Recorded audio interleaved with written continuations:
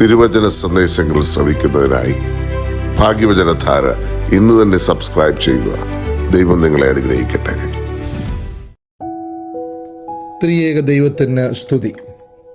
ഭാഗ്യവചനധാരയിലേക്ക് ഏവർക്കും സ്വാഗതം. ഇത് ഡിസംബർ മാസം, ഉണ്ണിയേശുവിൻ്റെ തിരുപ്പിറവി നടന്ന മാസം.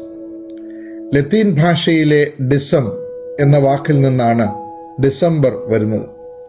പുരാതന റോമൻ റിപ്പബ്ലിക്കിലെ 10-ാം മാസം, സംസ്കൃതത്തിൽ ദശ, ഹിന്ദിയിൽ ദസ്, ലാറ്റിനിൽ ഡിസം. 10 മാസങ്ങൾ ചേർന്നതായിരുന്നു ഒരു വർഷം.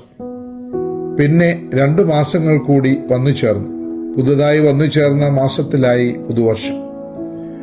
ഉണ്ണിയേശുവിൻ്റെ ജനനം ഡിസംബർ 25-ന്. ലോകമെങ്ങും നക്ഷത്രങ്ങളാൽ അലങ്കൃതമാകുന്ന പുണ്യരാത്രി. വിശുദ്ധ മത്തായി, മർക്കോസ്, ലൂക്കോസ്, യോഹന്നാൻ എന്നിവരുടെ സുവിശേഷങ്ങളിൽ നിന്ന് യേശുവിൻ്റെ ജീവിതം പഠിക്കാൻ കഴിയും. യഹൂദ ക്രൈസ്തവ മതങ്ങളുടെ വിശുദ്ധ വേദഗ്രന്ഥമാണ് ബൈബിൾ. പുസ്തകങ്ങൾ എന്നർത്ഥം വരുന്ന ഗ്രീക്ക് പദത്തിൽ നിന്നാണ് ബൈബിൾ എന്ന വാക്ക് ഉണ്ടാകുന്നത്. ദൈവികമായ വെളിപാടുകളെന്ന് യഹൂദർ വിശ്വസിച്ചിരുന്ന പുസ്തകങ്ങളാണ് ബൈബിളിൻ്റെ പഴയ രൂപം. യഹൂദരുടെ ഈ പുസ്തകങ്ങളെ പഴയ നിയമം, ഓൾഡ് ടെസ്റ്റമെന്റ് എന്ന് പറയുന്നു. ക്രിസ്തു മതത്തിൻ്റെ ആവിർഭാവത്തിന് ശേഷം കൂട്ടിച്ചേർത്തതാണ് പുതിയ നിയമം, ന്യൂ ടെസ്റ്റമെന്റ്.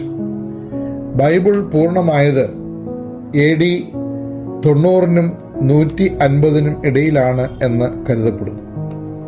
ലോകത്തിൻ്റെ സൃഷ്ടിയും മനുഷ്യവംശത്തിൻ്റെ ചരിത്രവും ഉൾപ്പെടുന്ന ഉൽപ്പത്തി എന്ന ആദ്യ പുസ്തകത്തിൽ നിന്നാണ് പഴയ നിയമം തുടങ്ങുന്നത്. 39 പുസ്തകങ്ങളാണ് പഴയ നിയമത്തിൽ.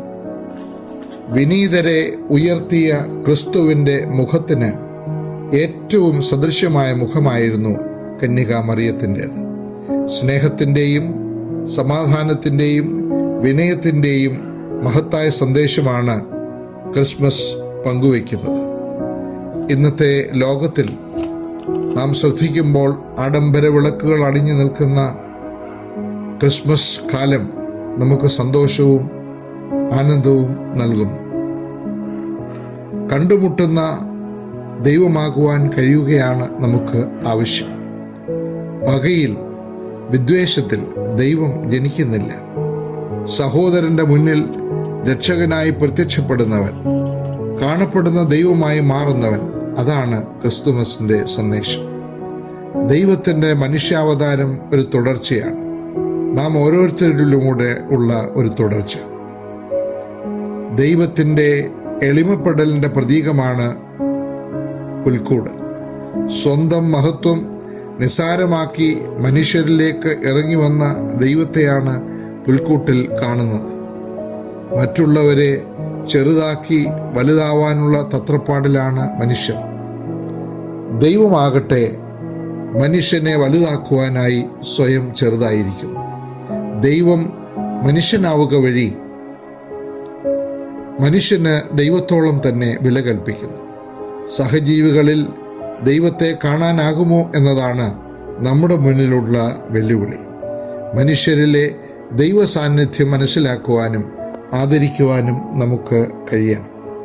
ഭൗതിക വസ്തുക്കൾക്ക് അനുദിനം വിലയേറുകയാണ്. മനുഷ്യന് വില കുറയുന്നു. പരസ്പരം നാം കൽപ്പിക്കുന്നതാണ് മനുഷ്യൻ്റെ വില. ഒരു നല്ല മനുഷ്യനാവുക എന്നത് ആണ് ക്രിസ്മസിൻ്റെ സാരം, സന്ദേശം. എല്ലാവർക്കും സ്നേഹവും സന്തോഷവും നിറഞ്ഞ ക്രിസ്മസ് ആശംസിക്കുന്നു.